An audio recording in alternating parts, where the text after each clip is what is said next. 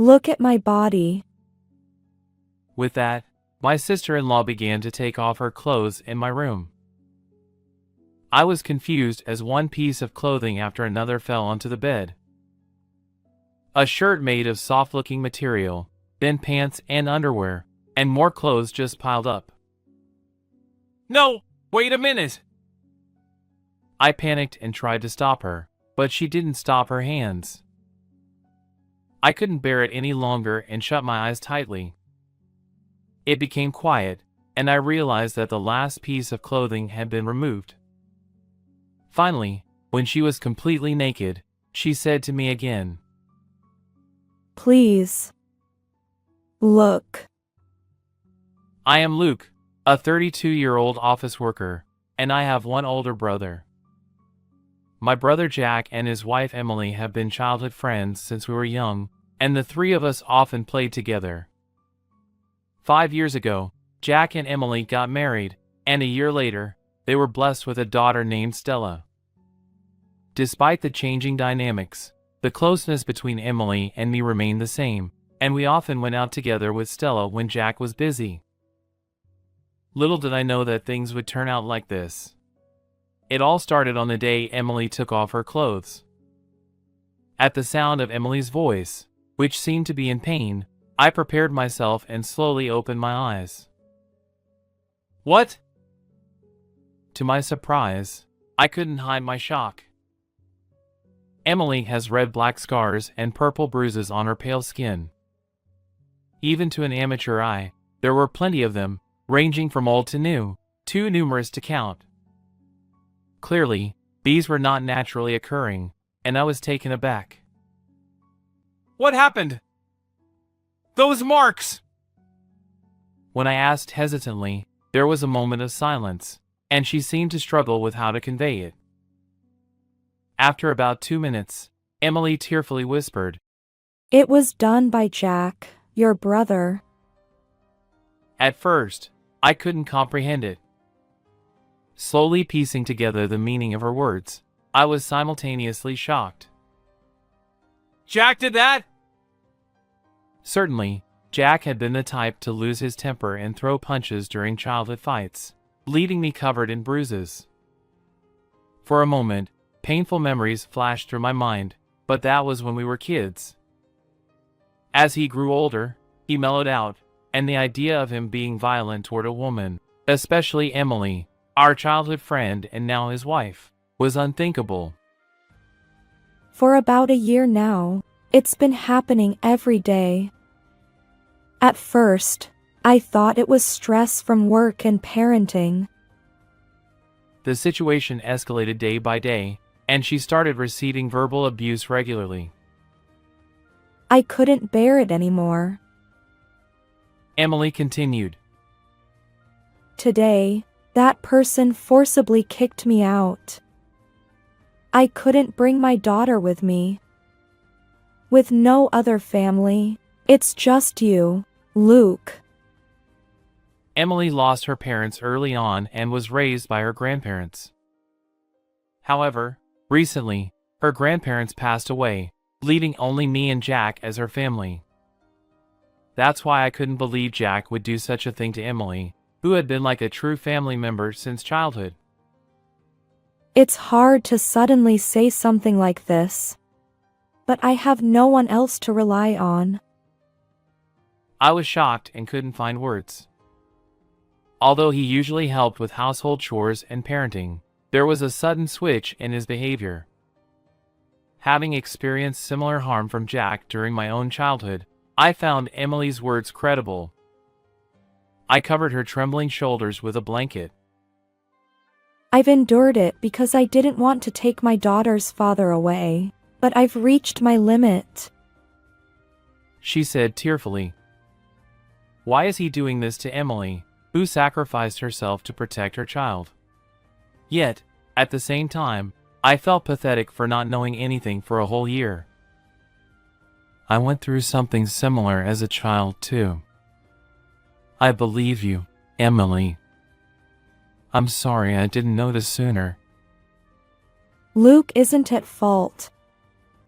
I'm also to blame for hiding it, Emily, with tears in her eyes, looked truly distressed. I'll find a way to save Emily. And I can't let Jack continue like this. Feeling strongly in my heart, I shared a plan. Emily, it might be tough, but will you give it your best?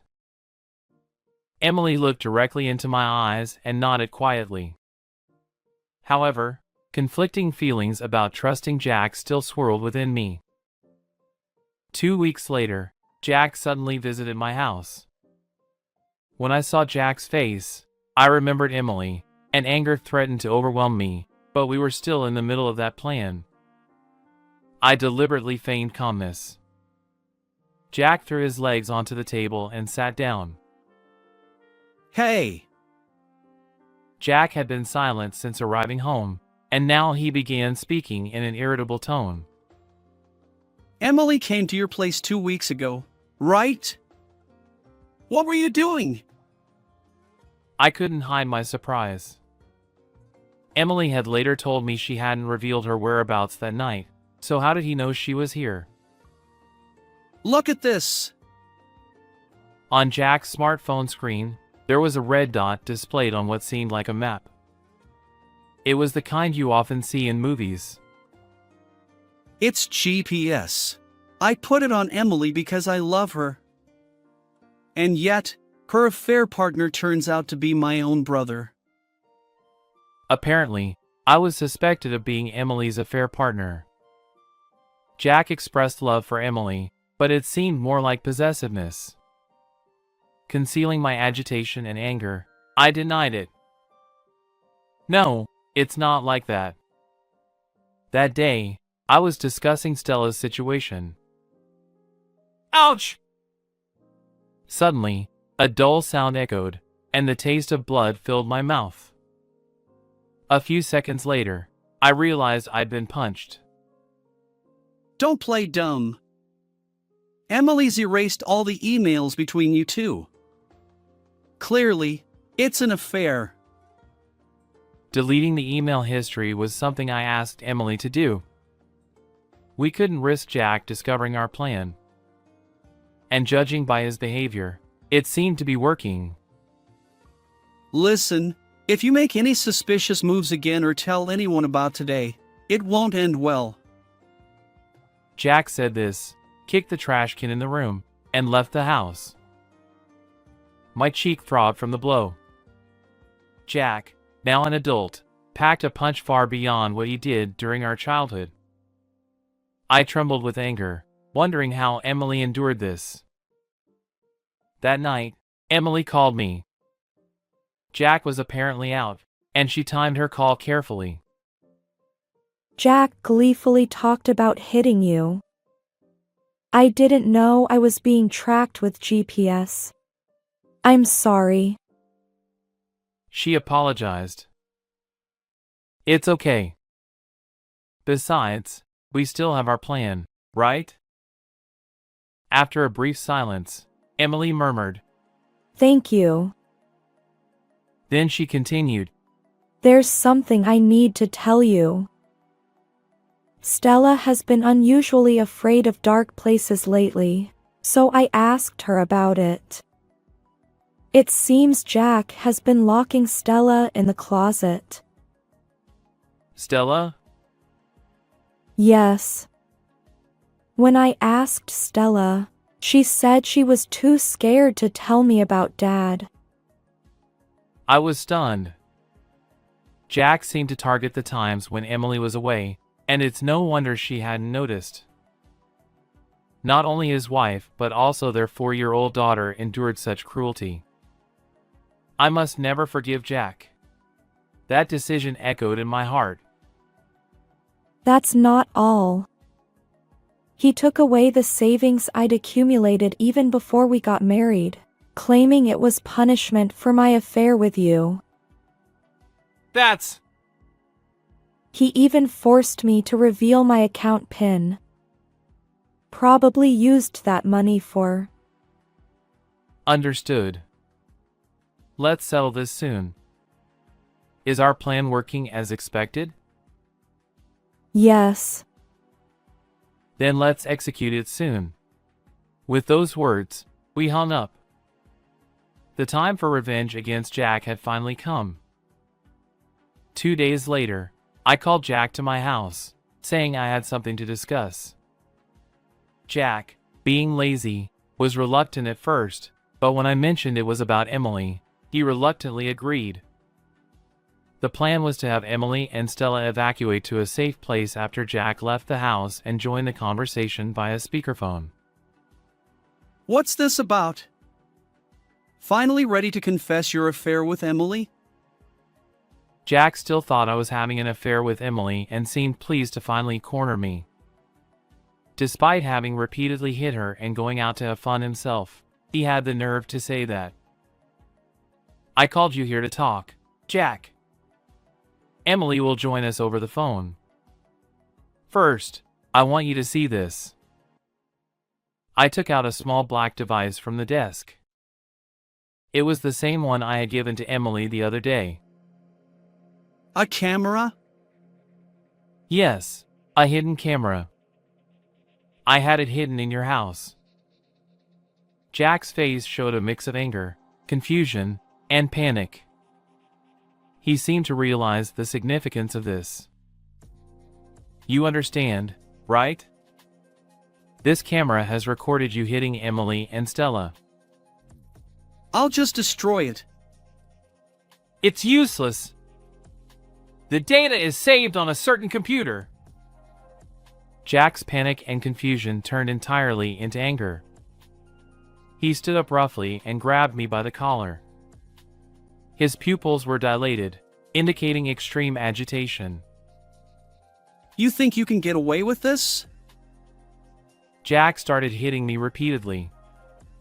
His punches were heavy, and each blow to my cheek caused a dull pain. When I tried to protect my face, he targeted my ribs. My whole body hurt, and tears welled up in my eyes. But there was a reason I let him do this. Eventually, Jack stopped, seemingly satisfied. Now you see who's in charge? Tell me where the computer is. "The one who doesn't understand is you, Jack. Did you think I wouldn't take any precautions after you hit me last time? This is all recorded too." Yes, I had also set up hidden cameras in my own house. Jack clicked his tongue loudly and kicked the chair he had been sitting on. So, you're going to use that video to reform me? The problem isn't me, it's those idiots. He showed no remorse, and hearing him say this in front of Emily, even over the phone, made me no longer see him as family. "Jack, the video of you hitting Emily has already been submitted to the police," I said calmly, wiping the blood from my cheek. My plan was to record the daily assaults and report them to the police. I had made Emily endure it to gather evidence. I just reported it to the police, so they'll be here in about 10 minutes. The police? On the other end of the phone, Emily seemed to realize that Jack was physically hurting me and had called the police. Jack was clearly flustered, his face pale, and sweat forming. Then he said, I was wrong. Huh? I promise I won't do it again. He suddenly started apologizing. Jack's abrupt change surprised me. However, I'm apologizing here. Surely Emily will forgive me too, right? And that's what Jack said. In the end, it seemed he was just afraid of police involvement, a despicable person. I won't forgive you.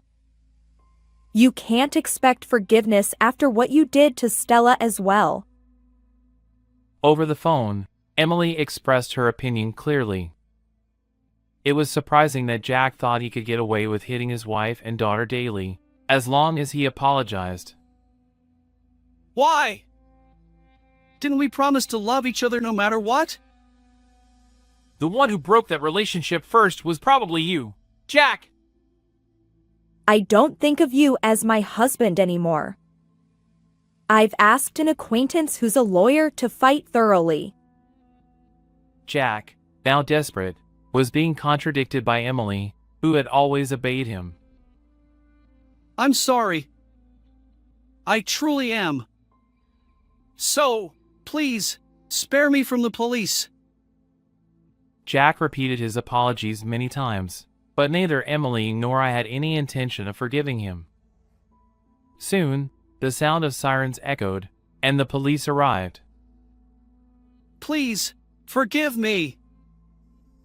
Finally, Jack started crying loudly, desperately clinging to me with a tear-streaked face. I pushed his hand away, and Jack was taken away by the police, closing the curtain on our revenge drama. A year later, Jack faced charges of assault and intimidation based on the evidence we submitted.